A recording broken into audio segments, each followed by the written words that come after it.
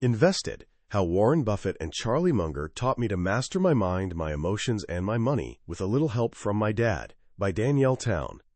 Picture this: a young lawyer who's absolutely crushing it on paper. She's got 4 degrees from top schools, landed a job at a fancy international law firm, and pulls in what most people would call serious money.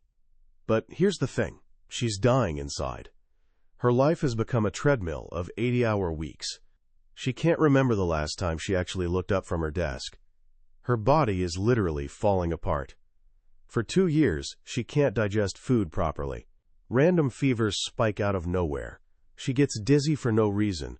Her doctor gently suggests it's stress, but honestly, she doesn't even feel stressed anymore. This crushing pressure has just become her new normal. Then, one freezing January morning, staring out her window, it hits her like a ton of bricks. The reward for all this hard work isn't freedom. It's just more work. More stress. A never-ending hamster wheel, where she's completely chained to her paycheck, with no escape in sight. She thought she'd invested in her future, but really, she'd just built herself a really expensive cage. This isn't just some random lawyer's sob story. It's about a feeling so many of us know in our bones. That quiet panic of being completely trapped. That sinking feeling when you realize your life is being controlled by student loans, mortgage payments, and the desperate need for that next paycheck. It's the reality of being what some people call a wage slave, even when you're supposedly one of the successful ones. That young lawyer is Danielle Town. And in that moment of quiet desperation, she did something that changed everything. She picked up the phone and called her dad. What happened next was a wild 12-month journey, reluctant, terrifying, and ultimately life-changing, to master her mind, her emotions, and her money. It's all laid out in her incredible book, Invested. And here's what makes it special. This isn't another boring book about picking stocks. It's a roadmap to financial freedom written for people who are scared of the stock market, would rather watch paint dry than read a balance sheet, and are convinced that investing is some secret club they'll never get into. By the end of our time together, you'll understand the complete shift in thinking that took Danielle from financial terror to financial freedom. You'll learn the 4 simple, timeless principles taught by the greatest investors ever, Warren Buffett and Charlie Munger, and discover how to turn the terrifying world of finance into something personal, passionate, and actually meaningful. This is the story of how anyone, and I mean truly anyone, can learn to build real, lasting wealth and design the life they actually want to live. Our story kicks off where most of our money stories do, drowning in overwhelm. When Danielle looked at the world of finance, she saw what she described as a long, dark path of thick, swirling gray fog, filled with numbers and balance sheets. It felt like a world designed for other people, the math wizards, the risk junkies. Definitely not for her. She was a lawyer, trained to be careful, avoid risk, and stick to the facts. The stock market seemed like the complete opposite, a chaotic, unpredictable casino. And here's where it gets complicated. Her father, Phil Town, is a world-famous investor and best-selling author who turned pocket change into a fortune. You'd think she would have grown up soaking up this knowledge, that it would be in her DNA. But life's messier than that. Her parents had a rough divorce when she was a kid, creating this huge rift, and anything related to her dad's work, money, investing, all of it, got tangled up with feelings of anxiety and abandonment. For years, whenever her dad tried to teach her, she'd just tune him out completely. So when she finally calls him in her moment of crisis, it's pure desperation. She doesn't want to learn about investing. She just wants the problem to disappear. She wants what she calls freedom money, the ability to walk away from her job without panicking about the bills. Her dad's answer is simple and, to her, incredibly frustrating. You have to start investing, he says.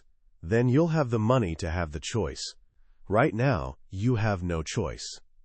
Danielle, like most of us facing a scary, complicated problem, immediately starts looking for shortcuts. She figures there are only 2 options for a normal person, what she calls the 2 great temptations of personal finance: hoard or abdicate. The first path is hoarding. Just save, save, save. Stop buying anything fun. Pile up cash in a savings account and keep it safe. It sounds like the most responsible thing in the world. It's literally following what she thinks is investing rule number 1, don't lose money. She's thrilled with this plan.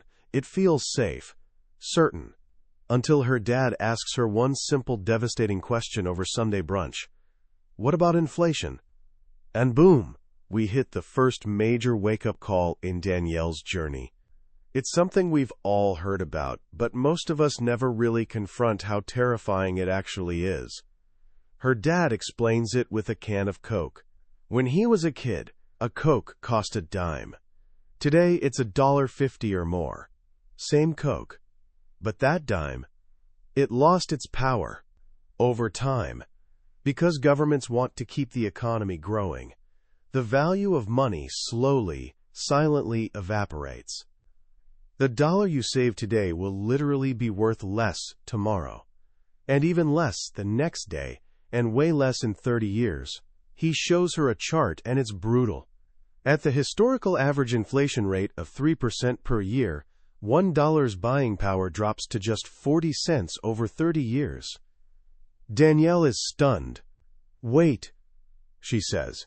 You cannot be saying that saving literally makes me lose money. I have to invest just to tread water? That is exactly what I'm saying, her dad replies. This is huge. Doing nothing with your money isn't neutral. It's a guaranteed loss. The rat of inflation is already under your mattress, slowly nibbling away at your savings, $1 at a time. Hoarding isn't an option. It's a slow financial death. So she pivots to the second path, abdication. This is what most people do. We're too busy. We don't get it. So we hand our money to a professional, a financial advisor, a mutual fund manager, and pay them a fee to handle it. We want to trust someone who does this for a living, as Martin Short says in Father of the Bride. It sounds so appealing, but her dad's ready for this. He promises to prove that for most people, abdicating will never get them to financial freedom. First, she discovers that many advisors won't even talk to her because she doesn't have enough money, often needing a minimum of $250,000 or even millions. But the bigger problem? The fees.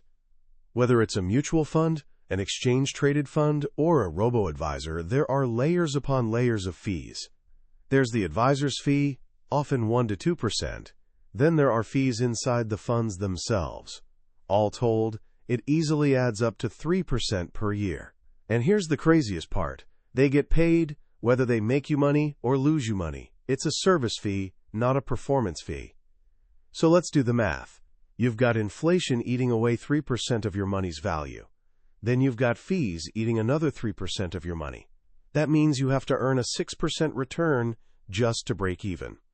Danielle's dad runs the numbers for her. He calls it finding your number, the amount of money you need to be financially free. If she hands her money to an advisor who charges typical fees, and the market delivers its historical average return of about 7%, she'll get to keep about 4 or 5%. The result? She saves diligently for 30 years and runs out of money 7 years into retirement. She'll be working at a big box store until she dies. Abdication for most of us is just a slower, more expensive path to the same dead end as hoarding. Danielle is trapped. Hoarding is a losing game. Abdicating is a losing game. She feels the walls closing in. She's left with only one path, the one she's been avoiding her entire life. She has to learn to do it herself. And this is where the real journey begins. She agrees to a 1-year apprenticeship with her father. She decides to treat it not as a chore, but as a practice. An investing practice, just like her yoga practice, something to be woven into her life, something she can get better at over time. But there's still this huge problem. She has zero passion for it. It's all just numbers and fear. How can she stick with something she fundamentally hates? This leads her to the single most important breakthrough in the entire book. It's the idea that transforms investing from a cold calculation into a passionate mission. She realizes that every dollar she spends is a vote for the kind of world she wants to live in. She buys organic food and sweatshop-free clothing. Why should her investment dollars be any different? Suddenly, she sees it. She can vote with her money on a much grander scale. She can choose to own pieces of companies that share her values, companies that treat their employees well, that care about the environment, that have a mission to make the world better. This is the key. This is what finally lights her fire. She doesn't want to own a company that treats its workers poorly or has sketchy supply chains. She wants to support the conscious capitalists, the leaders with integrity, the companies that understand profit is necessary for survival, but not the only reason they exist. She's no longer just trying to make money. She's building a portfolio that reflects her soul. She's becoming a mission-oriented investor. This powerful why gives her the courage to finally face the how. Her father doesn't start with complicated formulas. He starts with the wisdom of the masters he learned from, Warren Buffett and his partner, Charlie Munger. These two guys are legends, arguably the greatest investors in history, who built a multi-billion-dollar empire from Omaha, Nebraska, with a philosophy so simple it fits on a single note card. Danielle's dad shows her a 1-minute video of Charlie Munger, who lays out their entire strategy in 4 simple principles. These 4 principles become the blueprint for Danielle's year-long practice. They're the pillars of Rule 1 investing. The first principle is this: only invest in a business you're capable of understanding. This sounds simple, but it's profound. Danielle's first reaction is panic. How can she ever truly understand a massive public company? But her dad clarifies. Charlie Munger didn't say you have to understand it now. He said you have to be capable of understanding it in the future. And he offers a beautiful analogy. Think of it like buying her condo. She understood that investment. She knew the neighborhood, the local economy, the long-term prospects. Investing in a company is the same. The neighborhood is the industry. You don't need to be an expert in everything. In fact, you shouldn't be. Buffett calls this your circle of competence. Your job is to know the boundaries of that circle and stay far away from the edge. To find her circle, her dad guides her through a simple 3-circle exercise. Draw 3 overlapping circles and label them. What are you passionate about? Where do you spend your money? Where do you make your money? The area where these 3 circles overlap. For Danielle, it was things like yoga, healthy food, and cars. That's the starting point for her research. You don't get bonus points for choosing something complicated like biotechnology if you know nothing about it. Start with what you know. Start with what's obvious. The second principle is, the business must have an intrinsic and durable competitive advantage. Buffett has a more memorable name for this. He calls it a moat. Just like a moat protects a castle from invaders, a great business needs a competitive advantage so powerful, so difficult to overcome, that competitors won't even try to attack. Danielle learns there are 5 main types of moats. A brand moat, like Coca-Cola. The name itself is so powerful that people ask for a Coke when they just mean any soda. A switching moat, like Apple. Once you're in their ecosystem of devices, it's too painful and expensive to switch to something else. A toll bridge moat, like a railroad. The company has a near monopoly. It's practically impossible for a competitor to build another set of tracks right next to theirs. A secrets moat, like a pharmaceutical company with a patent on a life-saving drug or a company with a secret formula. And finally, a price moat, like Costco. They can sell products cheaper than anyone else because of their massive buying power, and they can sustain that advantage. This moat is the key to a company's long-term survival. It's what makes the future predictable. And to know if a moat is real, you look at the numbers. Danielle learns to check what her dad calls the big 4 numbers: net income, book value, sales, and operating cash. Are they consistent? Are they growing predictably over time, at least 10% per year? A strong, durable moat will show up clearly in these numbers. The third principle is, the business should have management with integrity and talent. This one's tricky. It's hard to judge character from a distance. But Danielle learns to look for clues. Does the CEO talk openly and honestly in their letters to shareholders, admitting mistakes as well as successes, the way Buffett does? Or do they gloss over problems and blame others? Are they genuinely passionate about the business, like a founder? or are they just a hired gun looking for a big paycheck? Again, there are numbers to back this up. Two key metrics are return on equity and return on invested capital. These numbers, simply put, tell you how good the management is at turning the owner's money into more money. A great management team will consistently generate returns of 15% or higher. And finally, look at the debt. Great managers avoid debt. A company should be able to pay off all its long-term debt with just 1 or 2 years of its earnings. After months of practice, Danielle's feeling more confident. She understands how to find a wonderful business. But now comes the part she's been dreading most: the math. This brings us to the fourth and final principle. The business must be available at a price that makes sense and provides a margin of safety. This principle is the heart of value investing. It's not enough to find a great company. You have to buy it on sale. The margin of safety is the discount. It's buying $1 for 50 cents. It's the cushion that protects you if you make a mistake. But how do things go on sale? Her dad explains that the market isn't rational. It's emotional. It's driven by the very same emotions Danielle's been battling: fear and greed. Sometimes an event happens, a temporary problem that affects a company, an industry, or the whole market. Wall Street panics and sells, and the price of a wonderful company can drop far below its actual value. That's when the Rule 1 investor, who's been waiting patiently in cash, steps in. As Buffett says, be fearful when others are greedy, and be greedy when others are fearful. To figure out the right price, Danielle's dad teaches her 3 different valuation methods. This is where she nearly gives up. The numbers swim in her head.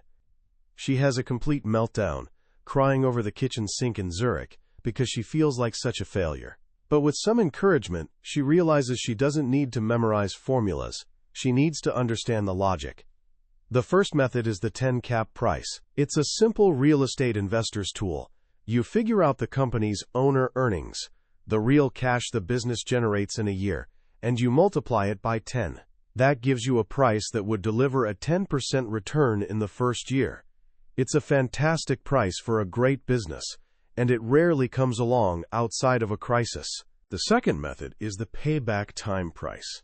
This method asks, how many years would it take for the company's growing cash flow to pay you back your entire initial investment? The goal is to get your money back in 8 years or less. After that, you're playing with house money. The third and final method is the margin of safety valuation. This is the most comprehensive. It involves projecting the company's earnings 10 years into the future, figuring out what the stock price might be then, and then discounting that price back to today to see what you should pay now to get a 15% annual return. Once you have that sticker price, you cut it in half. That 50% discount is your margin of safety. After weeks of struggle, Danielle finally conquers the math. She now has 3 different prices for a single company. The final step is to use her judgment, her windage, to decide on a final buy price. She's done it. She knows how to find a wonderful company, and she knows what price to pay for it. But there's one last, crucial step.